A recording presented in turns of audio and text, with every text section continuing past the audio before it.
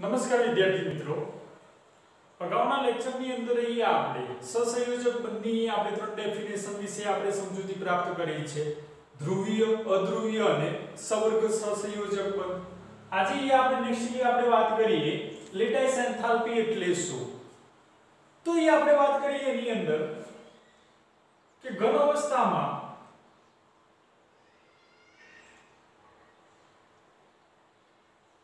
એક મોલ આયનીય સંયોજનમાંથી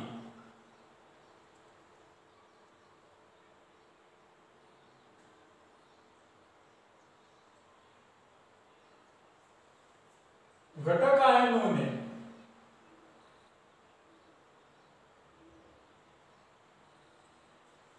અનંત અંતરે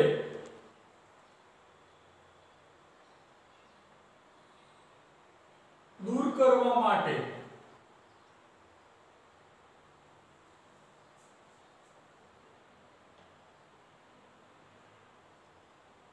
આપવી પડતી ઊર્જાને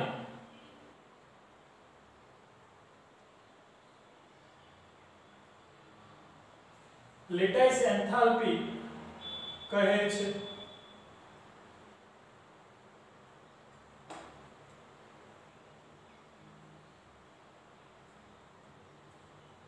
તો વિદ્યાર્થી મિત્રો, આપણે લેટાઇસ એન્થાલ્પી માટે આપણે ડેફિનેશન લખીએ છીએ કે ઘન અવસ્થામાં એક મોલ આયનીય સંયોજનમાંથી ઘટક આયનોને અનંત અંતરે દૂર કરવા માટે આપવી પડતી ઊર્જાને આપણે લેટાઇસ એન્થાલ્પી તરીકે ઓળખવામાં આવે છે. ફોર એક્ઝામ્પલ તરીકે આપણે વાત કરીએ, દાખલા તરીકે NaCl ની લેટાઇસ એન્થાલ્પીનું મૂલ્ય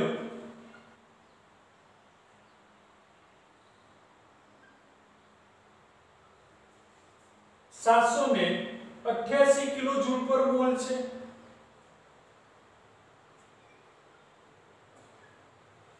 કે NaCl અણુ માટેની લેટાઇસ એન્થાલ્પી જે છે કે 788 કિલોજૂલ પર મોલ છે.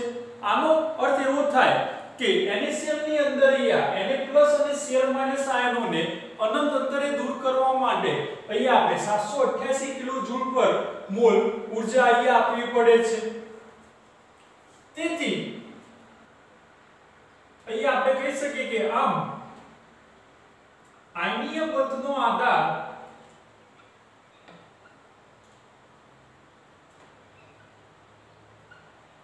લેટાઇસ એન્થાલ્પી પર રહેલો છે.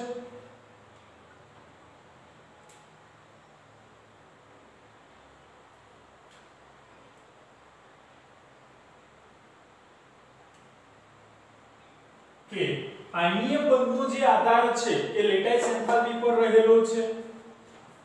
નેક્સ્ટ અહીંયા આપણે લાસ્ટ પોઈન્ટ ની અંદર આપણે વાત કરીએ કે નિપજની લેટાઇસ એન્થાલ્પીનું મૂલ્ય જેમ વધુ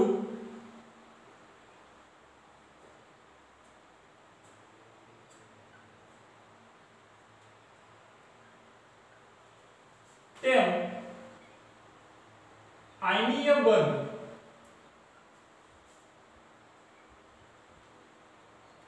સરળતાથી બન્યો હોય.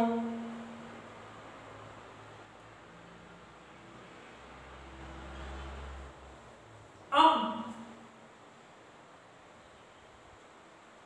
બે પરમાણુ વચ્ચેના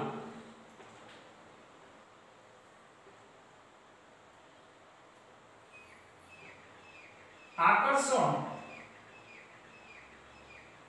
જેમ વધુ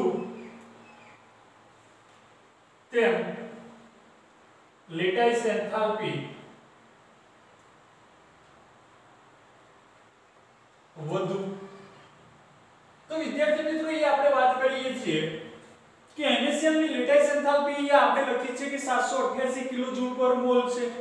એટલે કે આયનીય બંધનો જે આધાર છે એ લેટાઇસ એન્થાલ્પી પર રહેલો છે. તો નિપજની લેટાઇસ એન્થાલ્પીનું મૂલ્ય જેમ વધુ હોય તેમ આયનીય બંધ સરળતાથી બન્યો હોય છે. આ બે પરમાણુ વચ્ચેનું આકર્ષણ બળ જેમ વધુ તેમ લેટાઇસ એન્થાલ્પીનું મૂલ્ય વધુ હોય છે. સેકન્ડલી આપણે વાત કરીએ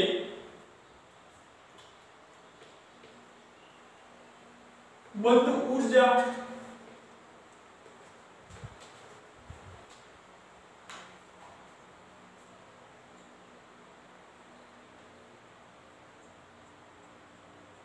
અથવા તો બંધ એન્થાલ્પી.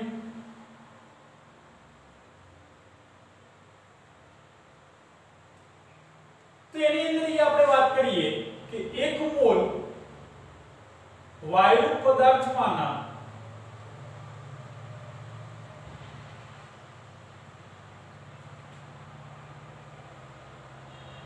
1 મોલ વાયુ પદાર્થમાંના બંધને તોડવા માટે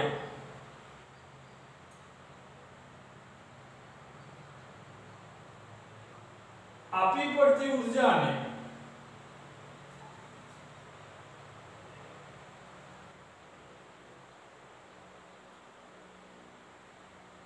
બંધ એન્થાલ્પી કહે છે.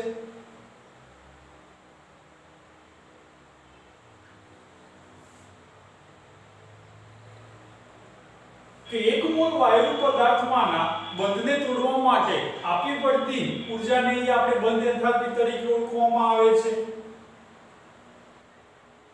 કે બંધ એન્થાલ્પીનો એકમ કિલોજૂલ પર મોલ છે. કે બંધ એન્થાલ્પી જે છે કે જેના માટેનો એકમ જે છે કિલોજૂલ પર મોલ છે. ફોર એક્ઝામ્પલ તરીકે વાત કરીએ કે H2 અણુમાં HH બંધની બંધ એન્થાલ્પીનું મૂલ્ય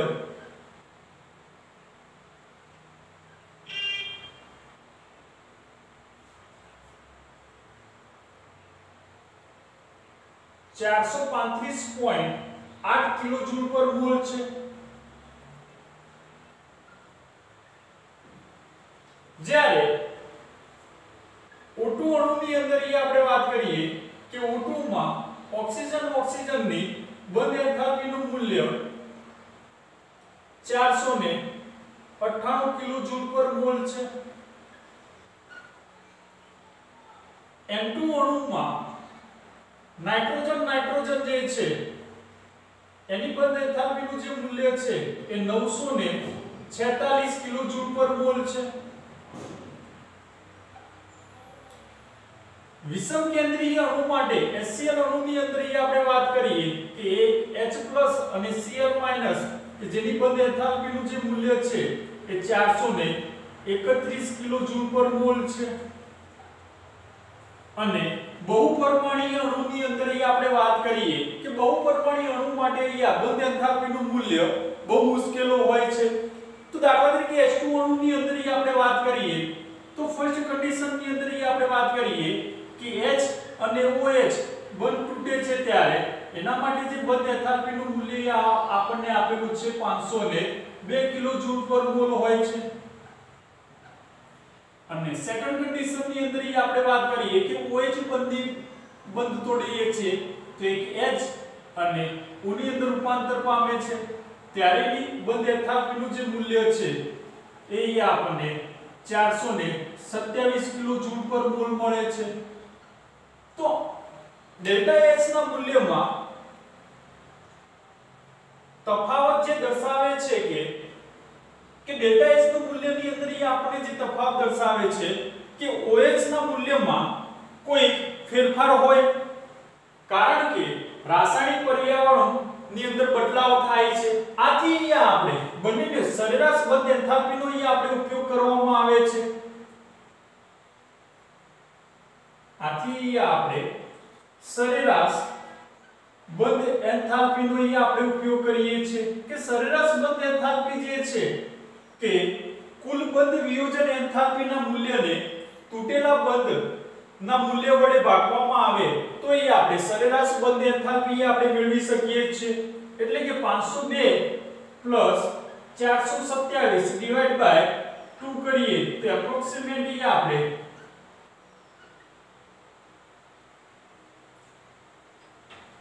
બંધ એન્થાલ્પીનું મૂલ્ય આપણે મેળવી શકીએ છીએ. એવરેજ બોન્ડ એન્થાલ્પી આપણે મેળવી શકીએ છીએ જેની આપણે સરેરાશ બંધ એન્થાલ્પી તરીકે આપણે ઓળખીએ છીએ. નેક્સ્ટ આપણે ડેફિનેશનની અંદર આપણે વાત કરીએ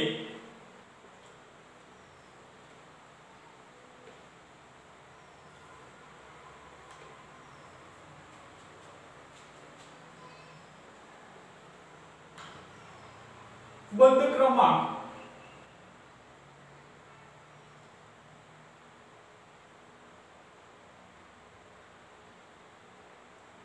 જે મોસ્ટ ટાઈપ ઇક્વેશન તરીકે છે. તો બંધ ક્રમાંક એટલે શું કે અણુમાં રહેલા પરમાણુ વચ્ચેના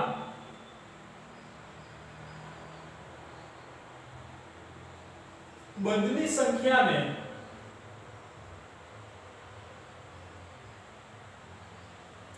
બંધ ક્રમાંક કહે છે.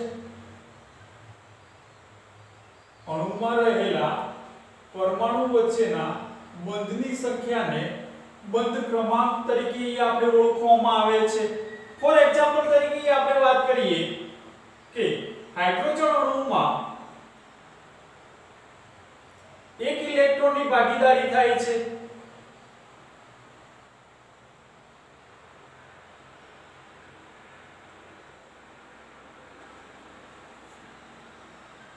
તેથી હાઇડ્રોજનમાં એકલ બંધનું નિર્માણ થાય છે.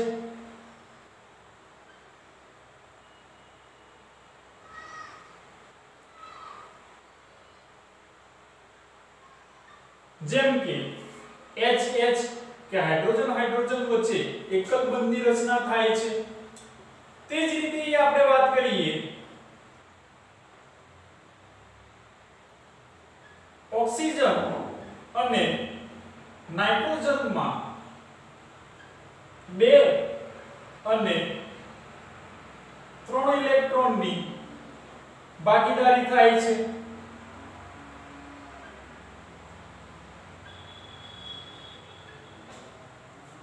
તેથી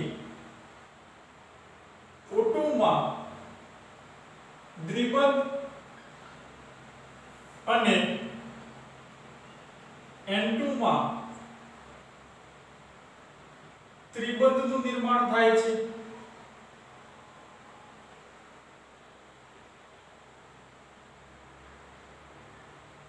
જેમ કે ઓક્સિજનની અંદર ઓક્સિજન ઓક્સિજન વચ્ચે દ્વિબંધ અને નાઇટ્રોજન અણુની અંદર નાઇટ્રોજન નાઇટ્રોજન વચ્ચે ત્રિબંધ અહીં આપણે દર્શાવીએ છીએ. એટલે કે એકલ બંધને સિંગલ વડે, ડબલ બોન્ડને ડબલ વડે અને ટ્રિપલ બોન્ડને ટ્રિપલ બોન્ડ વડે આપણે દર્શાવીએ છીએ. તો અહીં આપણે મેઈન પોઈન્ટ આપણે વાત કરીએ બંધ ક્રમાંકની અંદર આપણે MCQs માટે આપણે વાત કરવી છે કે જેમ બંધ ક્રમાંકનું મૂલ્ય વધે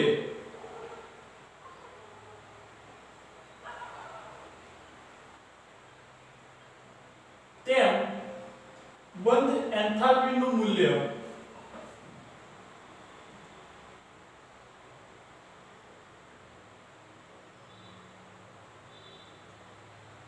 વધે છે. પરિણામે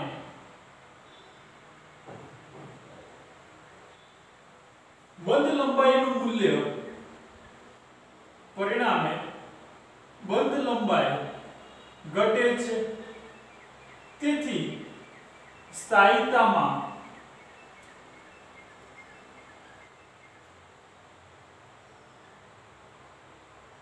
વધે છે. તો MCQs માટે વિદ્યાર્થી મિત્રો એ આપણે પોઈન્ટ યાદ રાખવું છે કે જેમ બંધ ક્રમાંકનું મૂલ્ય વધે છે તેમ બંધ એન્થાલ્પીનું મૂલ્ય પણ વધે છે. પરિણામે બંધ લંબાઈ ઘટે છે અને એની સ્થાયીતા વધે છે. અને લાસ્ટ આપણે એક ટોપિક આપણે વાત કરીએ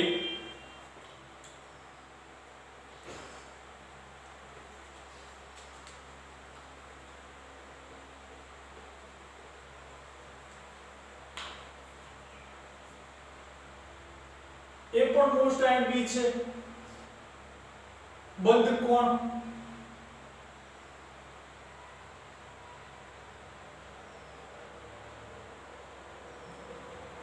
તો બંધ કોણ માટે આપણે ડેફિનેશન લખીએ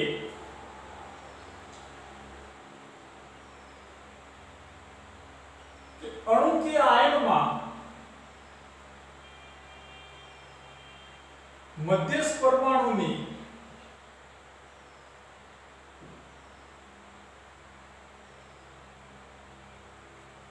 અણુ કે આયન આયનમાં મધ્યસ્થ પરમાણુની આસપાસ રહેલા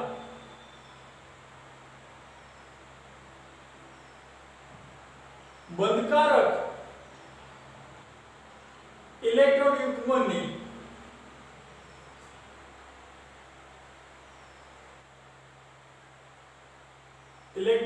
ધરાવતી કક્ષકો વચ્ચેના કોણને બંધકોણ કહે છે.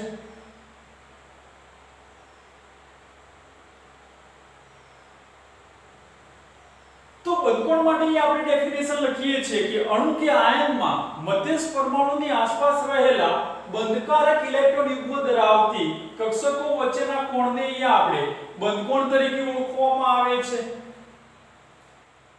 જેને અંશ એટલે કે ડિગ્રીમાં દર્શાવવામાં આવે છે.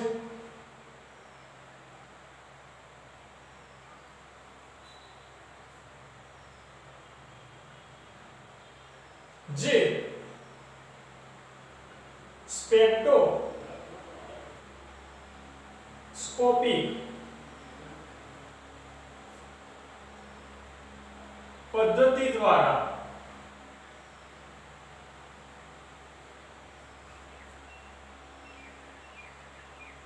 માપી શકાય છે.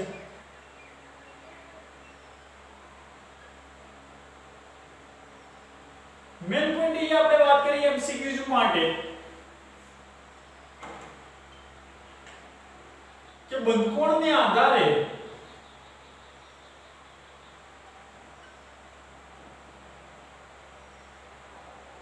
અણુના આકાર વિશે પ્રાથમિક માહિતી મેળવી શકાય છે.